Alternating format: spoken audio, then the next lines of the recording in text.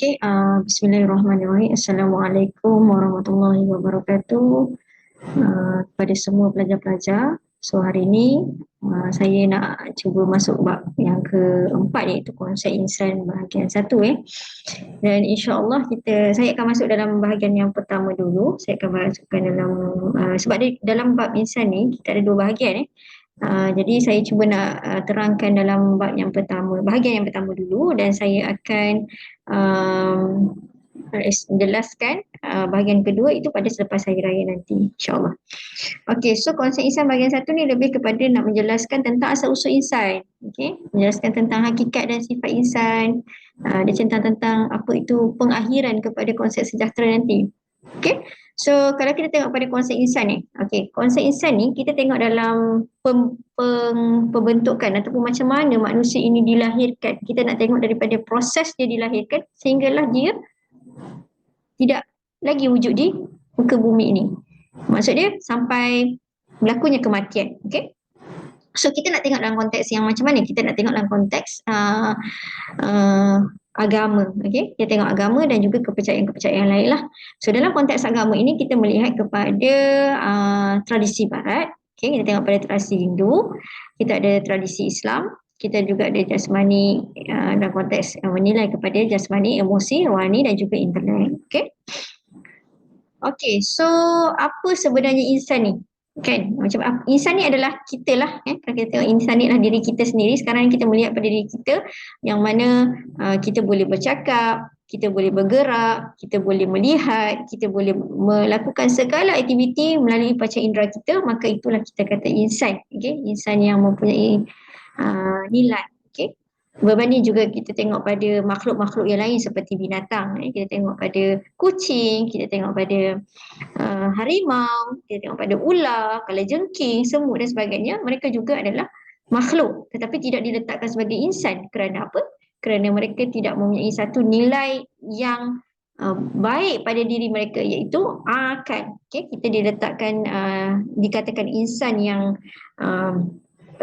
mempunyai jiwa, mempunyai akal, yang boleh mentadbir diri sendiri, boleh mengurus diri sendiri dan juga dia menguruskan masyarakat. Okey, itu kita kata dalam konteks sebut insan, definisi insan.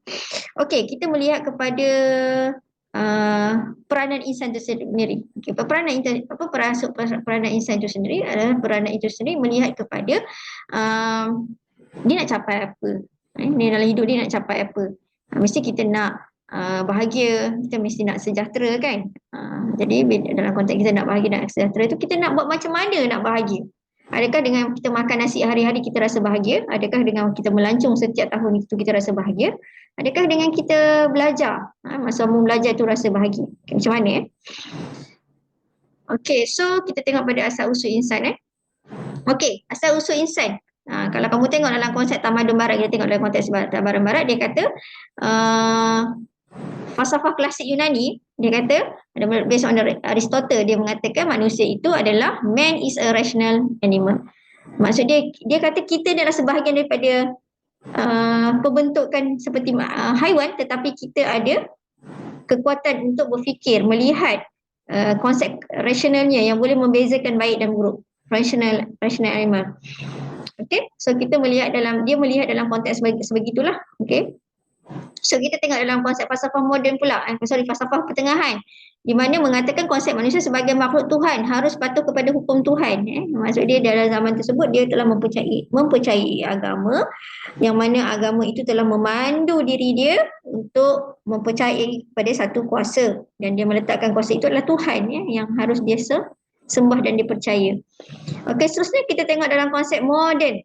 Moden ni apa? Moden adalah golongan-golongan yang mana dia telah bangun dalam konteks kegelapan, enlightenment. Mereka yang telah lahir selepas kejatuhan ketamadunan ataupun zaman kegelapan mereka sebelum ni, dan mereka adalah golongan yang telah memberi satu kehidupan baru, nafas baru kepada masyarakat mereka. Dikatakan zaman moden. Okey, apa mereka kata manusia ni, insan ni adalah manusia yang berinteraksi based on emosi. Okey, kalau kita kata emosi tu dalam konteks apa? Semua yang kamu ada sekarang ni dalam diri kamu, itulah yang kita kita nak terjemahkan dalam bentuk emosi, gembira, sedih, marah, geram, benci, cemburu dan sebagainya, itulah emosi. Dan dia juga adalah terhadap kemahuan diri sendiri. Kita buat apa? Kita buat semua benda ni berdasarkan adalah kemahuan diri kita sendiri. Sebab kita nak capai benda tu, kita nak puaskan, kita nak bahagia. Kan? Kita nak, dengan kita ada duit yang banyak, kita rasa kita bahagia, maka kita berusaha ke arah tersebut. Kita rasa kita boleh makan dengan banyak, boleh membahagikan kita akan proses kepada perkara tersebut.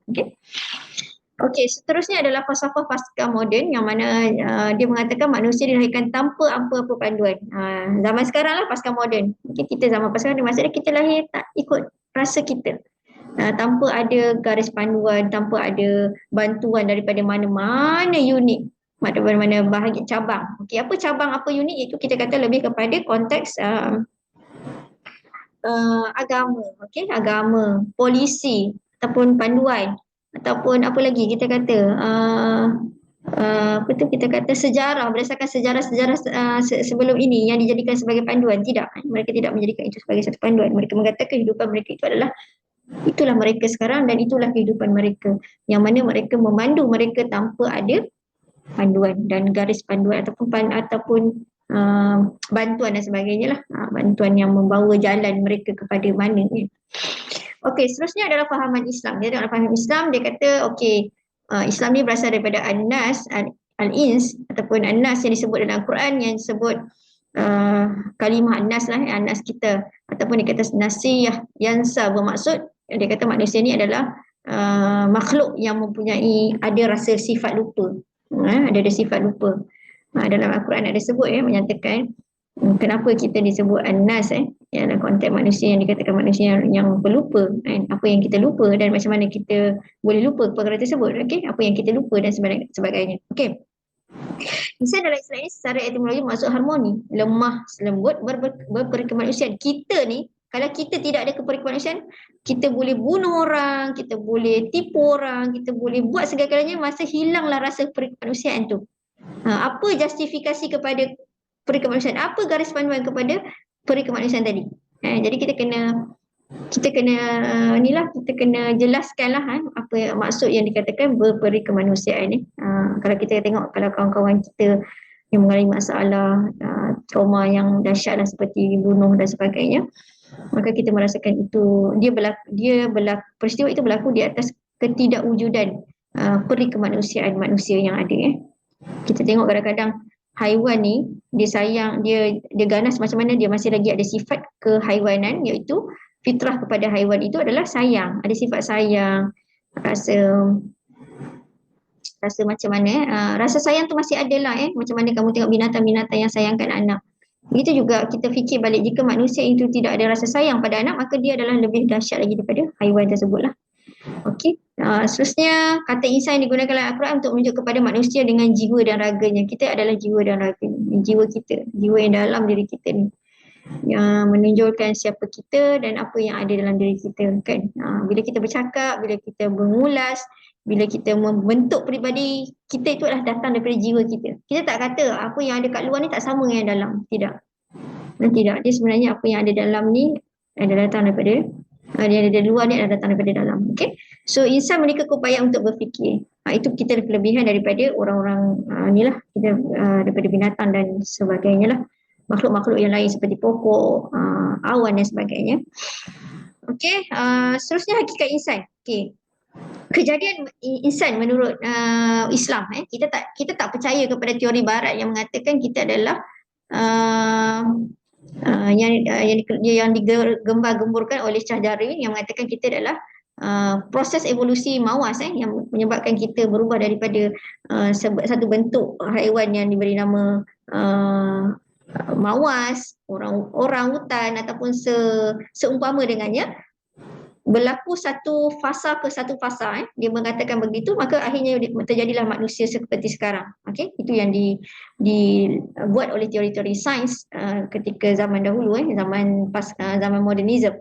Tapi kalau kita melihat kepada kejadian insan menurut Islam, kita kata ini satu proses yang kamu belajar dalam biologi, itu daripada nutfah, alaqah, mudqah, izham, laham dan nafrum. Apa dia nutfah ni? Sebut bahasa Arab pula kan. Nutfah ni adalah bermula konsep persenyawaan Percantuman sel sperma dan ovum, dan alaqah ni adalah sel yang sudah disenyawakan yang akan tertanam di dinding rahim. Dan mudghah adalah darah beku yang bertukar menjadi seketul daging, otak, saraf tunjang dan anggota lain yang terbina dan akhirnya membentuk sistem pernafasan dan degupan jantung. Izham adalah peringkat pembentuk tulang yang mendahului pembentukan otot-otot. Tulang-tulang telah dibentuk dan akhirnya membentuk satu sistem pernafasan yang boleh berlaku penyempurnaan organ, dan nafkun adalah peringkat peniupan ruh. Okey, ruh ditiupkan. Okey, kalau kamu tengok dalam konteks sains, kamu belajar dalam biologi dulu, dia adalah bentuk kejadian insan menurut sains, iaitu seperti mana sperma lelaki, ovum perempuan yang mana bercantum membentuk zygote, okey, dan akhirnya membentuk embrio, fetus dan juga akhirnya membentuk bayi lah. So ini kita kata proses kejadian. So sangat bertentangan dengan teori-teori Charles Darwin tadi. Sangat berbeza lah ya. So dia tak sama. Okey, seterusnya matlamat penciptaan Islam dari segi pandangan Islam adalah hamba. Kita adalah hamba ciptaan Tuhan, ciptaan Allah, dan kita juga adalah khalifah. Apa maksud khalifah tu? Kita adalah khalifah yang akan mentadbir diri kita dan mentadbir alam ini dengan sebaiknya. Mentadbir itu dalam konteks macam mana? Kita menguruskan diri kita dan menguruskan alam ini dalam konteks yang telah diberi garis panduan dalam Islam. Okey. So dalam surah Az-Zariyat ayat 56 dan surah Al-Baqarah ayat ke-30 banyak menerangkan tentang tanggungjawab kita sebagai khalifah. Okey, sebenarnya banyak je. Banyak je kita punya ayat-ayat Quran yang telah menerangkan tentang hamba, tanggungjawab hamba dan juga khalifah ini. Okey. Apa peranan kita? Patuh segala suruhan, okey. Tinggal apa yang Allah larang dan kita kena buatlah apa yang Allah suruh, itu beribadat kepada Allah. Okey, apa yang Allah tak suruh janganlah buat, okey. Allah apa yang Allah tak suruh jangan kita buat. Tapi saya tengok manusia sekarang ni bertentangan. Apa yang Allah tak bagi buat kita buat, dan apa yang Allah tak bagi buat itulah kita buat, dan apa yang Allah suruh buat kita tak buat. Okey, itu bertentangan pula dengan konteks kefahaman kita sebagai insan sekarang kan. Okey, seterusnya kita lebih kepada matlamat penciptaan Islam dari sudut pandang agama Kristian. Okey, di mana tujuan penciptaan manusia mengikut riset adalah memenuhi bumi dan mengelola seluruh alam ciptaannya. Dan dosa warisan adalah dosa yang dilakukan oleh Adam dan menyebabkan terputusnya hubungan manusia dengan Tuhan. Okey, kalau dalam agama Kristian mereka mempercayai dosa warisan, yang mana mereka mempercayai dosa itu telah dilakukan oleh Adam. Okey, maka mereka terpaksa menanggung dosa Adam tersebut sehinggalah sekarang sehingga setiap kelahiran bayi yang berlaku. Okey, seterusnya jiwa manusia adalah bersifat suci sehinggalah berlakunya dosa warisan dan meletakkan manusia berada dalam kematian yang tidak baik. Okey, dan kerana engkau mendengar perkataan isterimu dan memakan dari buah pohon yang telah diperintah kepadamu, jangan makan daripadanya, maka terkutuklah tanah kerana engkau. Maka mereka memegang perkara ini menyatakan bahawa kita mengatakan bahawa dosa warisan disebut dalam kitab baik dalam Bible menyatakan bahawa itulah kepercayaan mereka yang bahawa tercampaknya Adam ke dunia. Okey.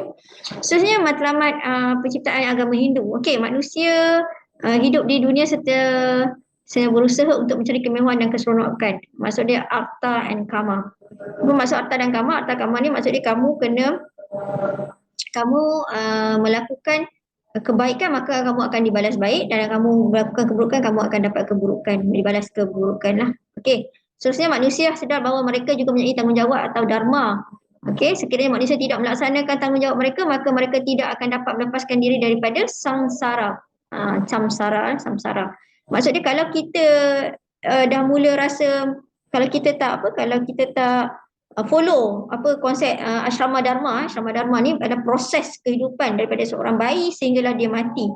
Itu proses kehidupan yang dilakukan dalam tamadun. Kalau kamu baca dalam tamadun Hindu, dalam tamadun Hindu kamu akan melihat kepada setiap fasa bayi dilahirkan, lepas tu dia kena pergi belajar, dia kena pergi mengembara, daripada mengembara dia baru boleh kahwin dan mendirikan rumah tangga, dan akhirnya dia mendapat, itulah proses-proses dalam konteks asrama dharma. Okey, so masuk samsara ni pula lebih kepada macam mana kamu ni mendapat sengsara daripada apa yang mereka lakukan. Okey, mereka tidak akan dapat bahagia daripada sengsara kehidupan. Okey. So matlamat kehidupan manusia menurut ajaran hidup adalah untuk mencapai moksha. Okey, apa tujuan mereka hidup? Tujuan mereka hidup adalah untuk mencapai moksha. Apa maksud moksha? Moksha itu adalah di mana mereka telah bergabung dengan Tuhan mereka dan mereka tidak lagi dilahirkan di dunia ini. Okey. So sepanjang mana, selagi mana mereka tidak melakukan kebaikan, tidak berubah untuk menjadi baik, maka mereka sentiasa akan dilahirkan. Okey, dalam konteks dilahirkan juga akan berubah. Mungkin dia akan dilahirkan tahun sebelum ni dia adalah manusia dan dia telah melakukan kejahatan dan kerosakan, maka dilahirkan sebagai kucing. Dan maka dia terus kena menjadi kucing yang baik untuk dilahirkan semula. Ataupun macam mana? Kalau dia tidak baik, dia akan terus dilahirkanlah. So kalau dilahirkan, kalau dia baik, maka dia terus akan capai kepada tahap moksha dan dia akan terus bersatu dengan Tuhan lah. Okey, kesempurnaan atau moksha hanya dapat dicapai melalui manusia melakukan kebaikan dunia ini. Okey, sama saya cakap tadi. So agama Hindu juga menekankan sifat ketuhanan, okey, yang wujud dalam setiap diri manusia. Okey. Sifat ketuhanan itu menjelaskan kenapa agama Hindu menganggap manusia sendiri bersifat abadi dan tidak musnah. Okey. Seterusnya, agama Buddhism. Okay, agama Buddhism pula adalah manusia pada pandangan agama Buddhism adalah berdasarkan karma dan ketentuan. Okey, bagaimana ketentuan ini tidak dianggap sebagai ketentuan yang telah ditetapkan sejak azali. Okey, ketentuan ini ditetapkan sebagai ketentuan yang sejak azali dan karma merupakan perbuatan manusia sama ada baik atau buruk ketika hidupnya. Sama je. Cuma diorang ni bezanya tadi, dia moksha ni dia lebih kepada konsep capai juga kehidupan mereka dengan Tuhan, iaitu dipanggil nirvana. Okey, matlamat kehidupan manusia untuk mencapai nirvana. Apa maksud nirvana? Maksud nirvana ni dia orang nak capai, dia nak bersatu dengan Tuhan. Bila dia nak bersatu dengan Tuhan tu, maksud dia kena apa? Dia kena buat baik. Kalau dia buat buruk, dia tak boleh lagi bersatu. Dia tak boleh bersatu dan dia sentiasa dilahirkan lah. Lahirkan macam mana? Macam itulah tahun sebelum ni dia adalah manusia. Bila mana dia telah melakukan keburukan, dia akan lahir sebagai manusia yang lain. Tapi mungkin tidak bernasib baik, dia akan dilahirkan sebagai binatang dan sebagainya. Okey, tercapainya satu kebahagiaan, baik kebahagiaan yang bersifat duniawi, iaitu memadam nafsu, kebodohan dan kebencian. Okey. Seterusnya hakikat keinsanan. Dari mana manusia datang, untuk apa manusia diciptakan dan ke mana manusia akan pergi. Okey. Daripada manusia datang, Al-Quran. Dalam Al-Quran menyatakan kita berasal daripada Tuhan dan di mana kita juga akan kembali kepada Tuhannya lah kan. Okey, untuk apa manusia diciptakan? Dan aku tidak menciptakan jin dan manusia melainkan supaya mereka mengabadikan diri kepadaku. Maksud dia beribadat. Mereka tahu tanggungjawab mereka sebagai hamba dan juga mereka tahu juga tanggungjawab mereka sebagai khalifah. Mentadbir diri dan juga alam. Dan kami tidak menciptakan langit dan bumi dan apa yang di antara keduanya dengan bermain-main. Kami tidak mencipta keduanya melainkan dengan kebenaran, tetapi kebanyakan mereka tidak mengetahui. Surah Ad-Dukhan ayat 38 hingga 39. Okey, ke mana kita? Siapa pernah tahu dia akan pergi ke mana lepas ni? Dia mungkin akan pergi kepada alam apa? Alam barzah. Kita selalu dengar alam barzah. Ada tak kamu ada kawan-kawan ataupun ahli keluarga yang pernah pergi ke alam barzah dan dia balik, dia pulang, dia kata tak payahlah pergi, tak syok pun. Ataupun ada yang kata kawan-kawan kamu kata pergilah, seronok gila. Rasa tak nak balik pun. Kita tak tahu proses perjalanan kita. Tapi kita percaya dalam agama kita telah menerangkan yang kita akan melalui fasa tersebut. Tidak akan terlepas dalam bagi setiap nyawa yang wujud dekat dunia ni. Siapapun kamu, maka tidak akan terlepas pengakhiran kamu sebagai manusia. Okey. So dia kata kat situ. Okey, seterusnya kita lebih kepada konsep kematian pula. Tadi hidup ni mati pula. Okey, dalam konteks kematian dalam agama Kristian dia mengatakan manusia ni adalah pilihan status hidup kepada status tidak hidup. Okey, orang-orang yang meninggal bukan lagi jiwa yang hidup sebagaimana statusnya sejak ia tercipta, sebab ia sudah ditinggalkan oleh roh yang kembali kepada Tuhannya. Okey, satu-satu yang tidak pernah mati. Okey, dalam perjanjian baru kematian paling sering muncul dalam konteks kebangkitan, bukan dalam konteks kebinasaan. Okey. Okey, seterusnya agama Hindu, Atman, jiwa tidak akan mengalami kematian. Kematian hanya akan berlaku kepada fizikal manusia sahaja. Jika seseorang akan sentiasa hidup dan merasai suka dan duka, bahagian derita akan terbaik dengan hukum karma. Macam saya cakap tadilah ya. Kalau dia buat baik, dia akan dibalas baik. Maka kalau dia buruk, dia akan dibalas keburukan tersebutlah. Kematian bukanlah bencana besar. Ia cuma perjalanan jiwa yang nanti akan menjelma semula di alam nyata dalam fizikal yang baru.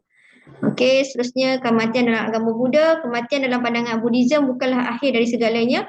Kematian berarti putusnya seluruh ikatan yang mengikat kita terhadap keberadaan kita yang sekarang. Dan maksud dia macam ni. Maksud dia yang akan tinggal ni adalah, yang akan terpisah ni adalah jasad dengan roh. Tadi dalam agama Kristian cakap benda yang sama, agama Hinduism cakap benda yang sama, dan agama Islam cakap benda yang sama, dan sekarang adalah agama Buddhism. Dia cakap benda yang sama. Maksud dia kata Atman tadi kan, roh yang tinggal ni adalah satu jiwa. Jiwa tu adalah roh. Okey, jiwa yang tinggal. Tapi yang mati adalah fizikal.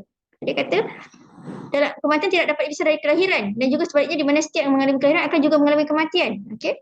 So dia kata kat sini, kematian yang paling mudah bukanlah akhir dari segalanya.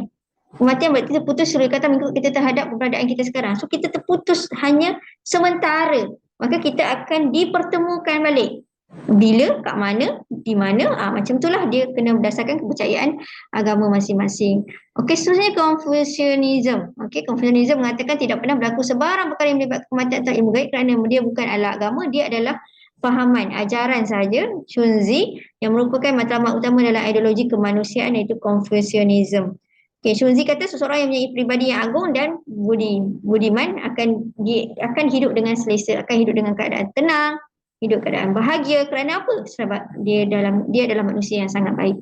Dia membuat kebaikan dalam kehidupan dia. Okay, itu sahaja daripada saya tentang kehidupan manusia dan kematian. Nanti saya akan terang lagi detail saya akan sambung balik dengan konsep Isa yang kedua nanti pada minggu selepas balik hari raya.